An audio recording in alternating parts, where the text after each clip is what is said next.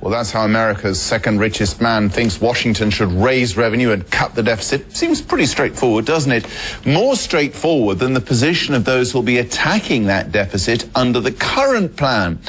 That's because the 12 members of the so-called super committee, whose job it is, may find their own interests aren't always in alignment with those of the taxpayer as their campaign backers flex their muscles. Our Lisa Sylvester reports from Washington. The Congressional Super Committee of 12 has been tasked with slicing $1.5 trillion from the deficit. Aside from feeling the pressure from their home state constituents, they are also under pressure from special interest groups. AT&T wireless carriers, for example, want the federal government to auction off valuable radio spectrum, arguing it would be a great revenue generator for the federal government.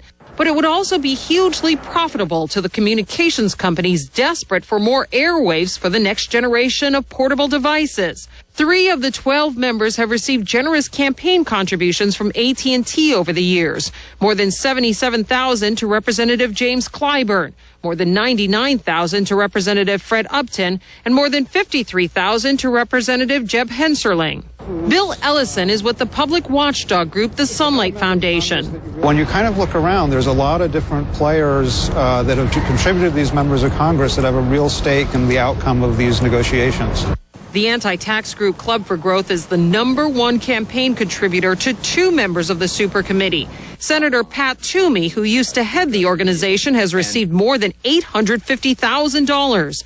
Club for Growth has given Senator John Kyle more than $155,000. Wall Street has contributed more than any other industry to the campaigns of the 12 congressional members. Multinational corporations like Boeing, Microsoft, and Ford Motor Company have also figured prominently. AT&T, General Electric, major multinational corporations have a lot at stake in this decision, because if there are tax breaks that are pulled back, or if there are tax increases, that could mean a big dent in potential profits. Whirlpool receives a reported $300 million in tax credits from the federal government for increasing production of high-efficiency appliances.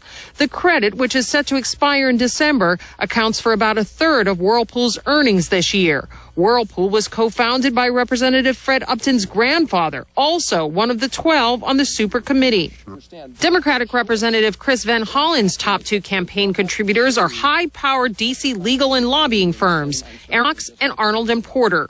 Are they beholden to these special interests? I think what's clear, though, is that all of these donors have a certain level of access to the members of Congress, especially the big donors. Members know who their biggest donors are, and they're going to be listening to these people.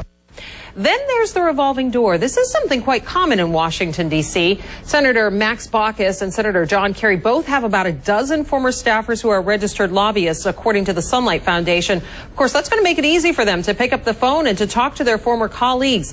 But if you look at the campaign contribution list, who is not well represented among the 12 on the committee? The defense companies. And they have a lot at stake here. Lisa Sylvester, CNN, Washington.